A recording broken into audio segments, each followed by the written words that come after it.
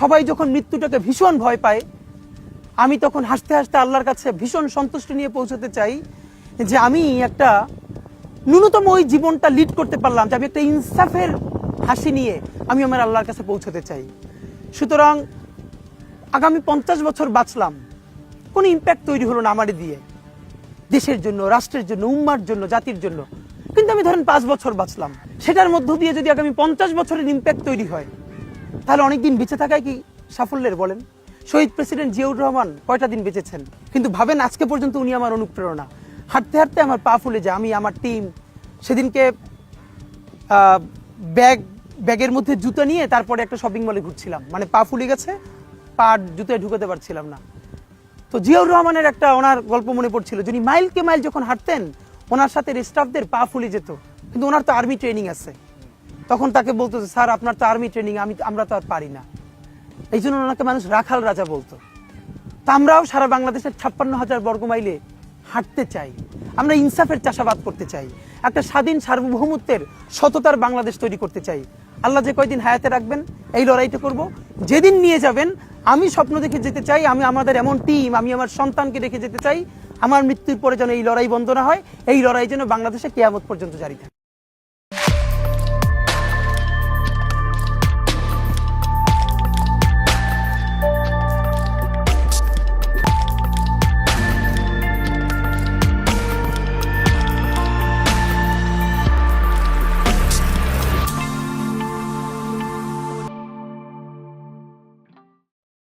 এই হাদিকেই কেন গুলি করা হলো, কে হাদিকে গুলি করছে, তার চাইতে কেন গুলি করছে এই প্রশ্নটা জরুরি।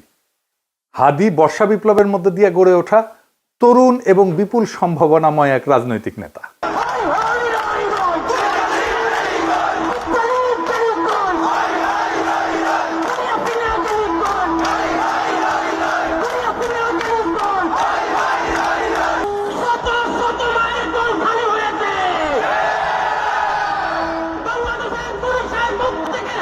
অনেকে আওয়ামী লীগের দিকে আঙুল তুলতেছে।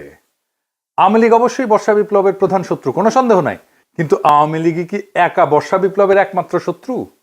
না, রাজনৈতিক দলগুলো যারা হাসিনা বিরোধী লড়াই করছে তারাও তো বর্ষা বিপ্লবকে ধারণ করে না। সরকারের মধ্যে বিপ্লব বিরোধী ধান্দাবাজ অপদার্থ ধ্বজভঙ্গ লোকেরা ঢুকিছে একের পর এক।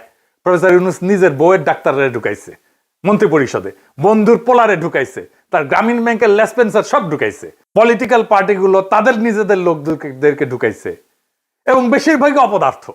না আছে এদের ম্যানেজমেন্ট স্কিল, না আছে পলিটিক্যাল নলেজ, না আছে সদিচ্ছা, না আছে শরীরে জোর। আওয়ামী লীগ অস্ত্র কিনে সশস্ত্র যুদ্ধের ডাক দিছে, অস্ত্র কিনে যুদ্ধ করার কথা ঘোষণা দিছে, একবার না বারবার জেনেভায় যায় প্রকাশ্যে দিছে। দেখেন একের পর এক দেখান এইটা সেন। হোয়াটএভার ইট ইজ, আমাদের কথা হচ্ছে যে আমাদের এই সংগ্রাম লড়াই অব্যাহত রাখতে হবে, এই এদেরকে এখান থেকে উৎখাত করতে হবে। আর আমি সবসময় পার্সোনাল ক্যাপাসিটিতে একটা কথা বলি, সেটা হচ্ছে যে সশস্ত্র সংগ্রাম ইজ দ্য অ্যান্সার। হয়তোবা বাংলাদেশ আওয়ামী লীগ এই নীতিতে হয়তো এখনো যায়নি, কিন্তু ব্যক্তিগতভাবে আমার ক্যাপাসিটি হচ্ছে যে we have the take up arms এবং we have to resist ourself, because আমাদেরকে খুন করছে, আমাদেরকে পাল্টা লড়াই অব্যাহত করতে হবে, এবং এটাই হচ্ছে আমাদের স্ট্যান্ড। আমার কাছে মনে হয় ব্যক্তিগতভাবে আমার স্ট্যান্ড। দেখেন আর একটা দেখান, অস্ত্র হাতে নেওয়া ছাড়া, গেরিলা যুদ্ধ ছাড়া এই রাজাকারদের বিরুদ্ধে জেতা যাবে না। আমি আবারও আপনাকে বলি যে সশস্ত্র সংগ্রাম, গেরিলা প্রস্তুতি, এগুলো আমাদের জন্য জরুরি এবং সেটা আমাদেরকে ভাবা শুরু করা উচিত। আমি মনে করি বাংলাদেশ আওয়ামী লীগের এসব পুতু রাজনীতি করার সুযোগ নাই। আমরা দেখব যদি ভালোই ভালোই কাজ হয় হবে, কিন্তু দেশ যদি এইভাবে পাকিস্তানের দিকে চলে যেতে থাকে, সশস্ত্র সংগ্রাম এবং আমাদেরকে এই গেরিলা সংগ্রাম বা আরেকটা মুক্তিযুদ্ধ ছাড়া আমাদের কোন রাস্তা নাই। এবার আর একটা দেখান, আমরা করতে হইলে এইখানে পয়সা উঠান, আর যারা মন্ত্রী মিনিস্টার আসল বিদেশ তাকে বলেন পয়সা দিবার জন্য, আমরাও পয়সা দিব, অস্ত্র কিনতে হবে, আমরা যুদ্ধ করতে হবে মাঠে।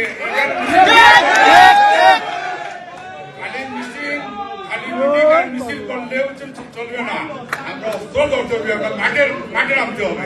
দেখেছেন? শুধু কি এরা হাসিনা লেসপেন্সার, হাসিনা নিজেই বিপ্লবীদের হত্যার নির্দেশ দিছে। শুনেন, কথা কম গাছ বেশি।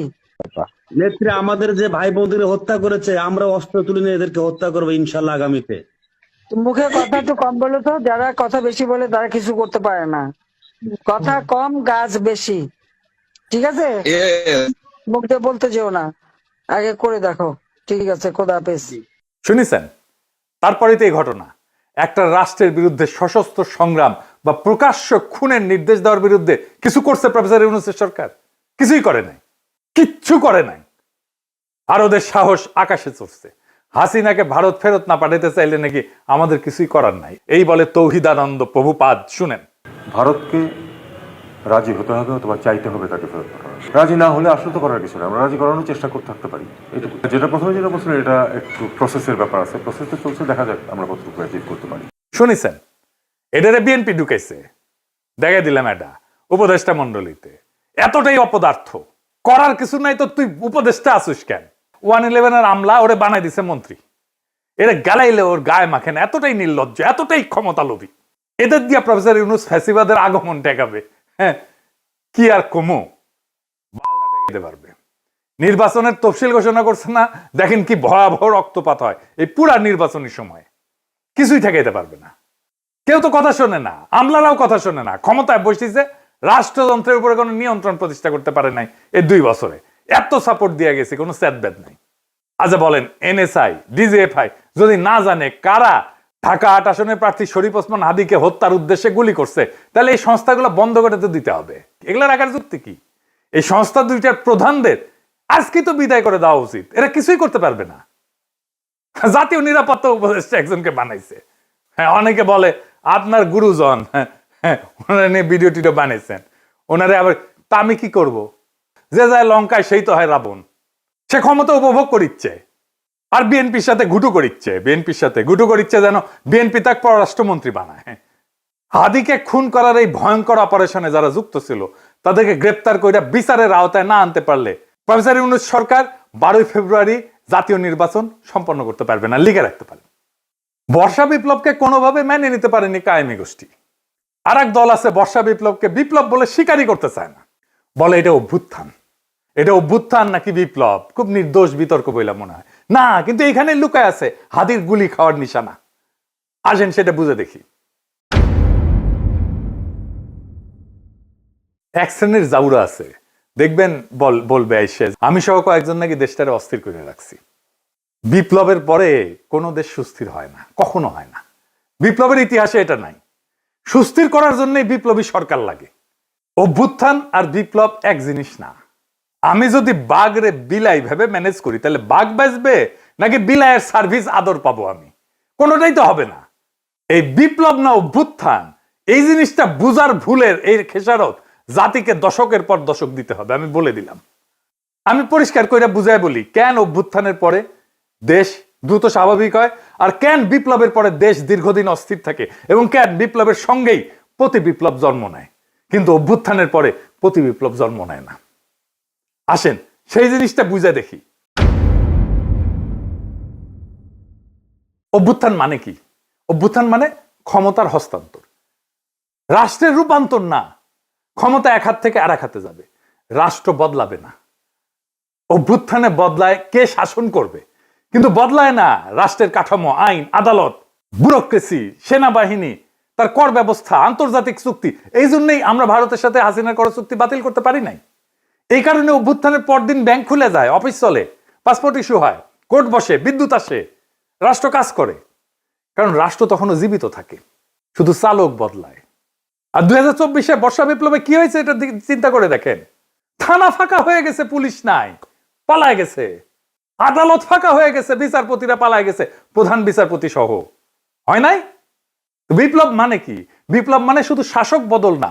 বিপ্লব মানে কে শাসন করবে, কেন শাসন করবে, কিভাবে শাসন করবে, কোন আইনে, কোন নৈতিকতায়, সব প্রশ্ন নতুন করে তোলে, নতুন করে ফয়সালা হয়। হান্না আরেন্ট বলছিলেন যে ইংরেজিতে লিখেছে, ইংরেজি যেহেতু লিখেছে ঠিকই লিখেছে, তাই না আমি বাংলা কইরা বলি। বিপ্লব মানে নতুন কর্তৃত্ব তৈরি করা, নতুন কর্তৃত্বকে প্রতিষ্ঠা করা। বিপ্লব মানে পুরনো বৈধতা ধ্বংস, নতুন বৈধতাকে আনা। নতুন বৈধতাকে আনতে হয় বিপ্লবী সরকার দিয়া।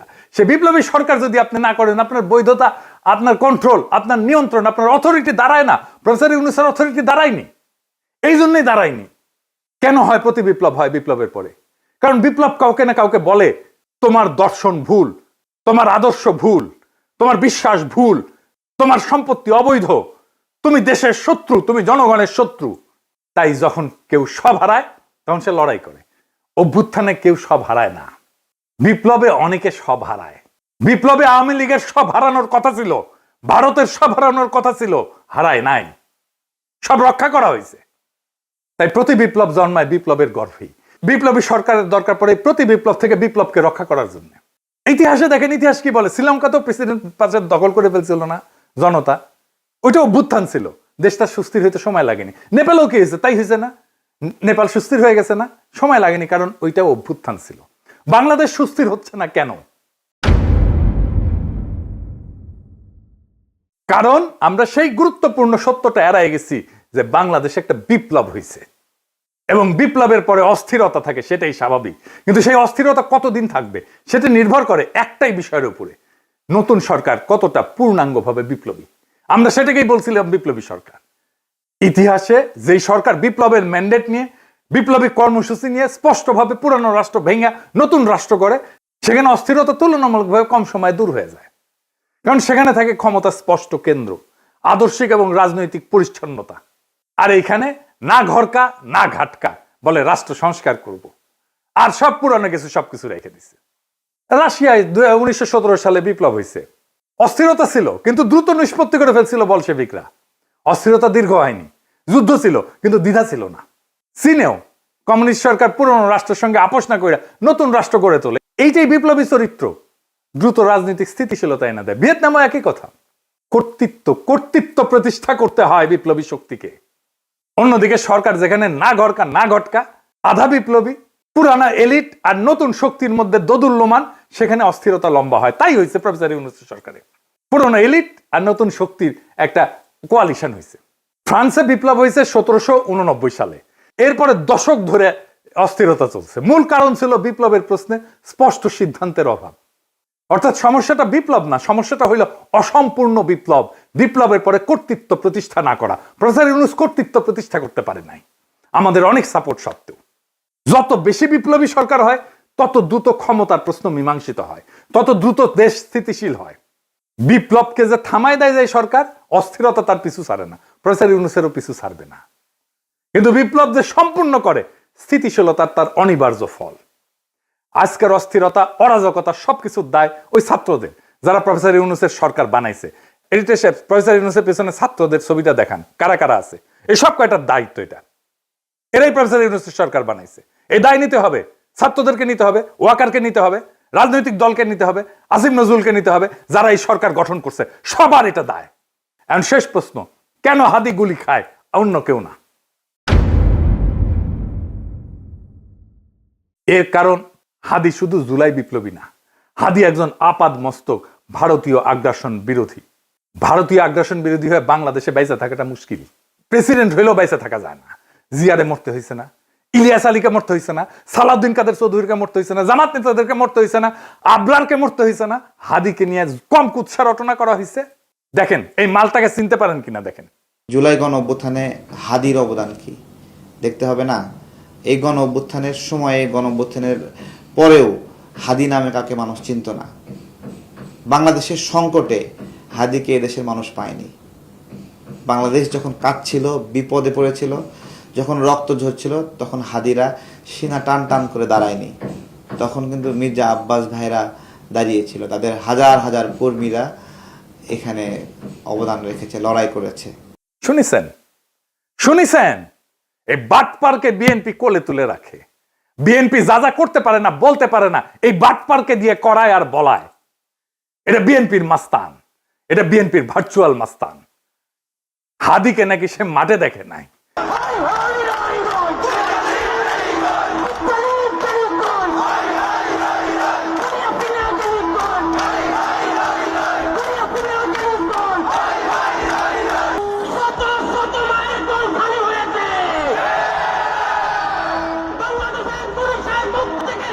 ওই বর্ষা বিপ্লবের হেডমাস্টার, ওর কাছে রোল কল কইরা বর্ষা বিপ্লবের স্টেক নিতে হবে।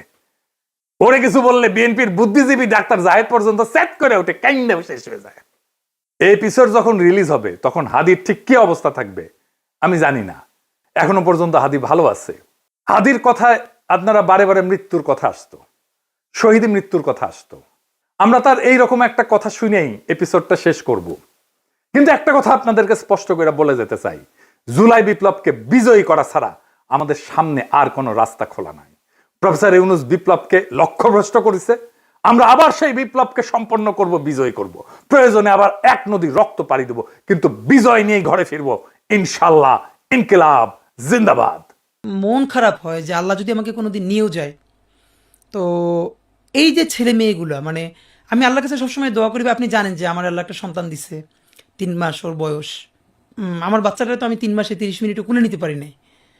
তো আমার ওয়াইফ খুব মাঝে মধ্যে আর কি মজা করে বাচ্চারে বলে যে ইনকিলাব মঞ্চের মুখপাত্র তোমার সাথে দেখা করতে আসছে। তো আমার এই প্রথম মনে হলো কি যে আমি ভাইয়ারে বলি, ভাইয়া আল্লাহ যদি আমাকে নিয়ে যায়, আমার বাচ্চাটার দিকে একটু খেয়াল রাখেন। তো এই কথাটা আমি বলতে পারিনি। আব্বার একটা, মানে আপনি যদি বলেন যে আমার সারা জীবনের যেটুকুন সততা, সাহস, লড়াই, এটার দুনিয়ার সমস্ত শক্তি আমার আব্বা।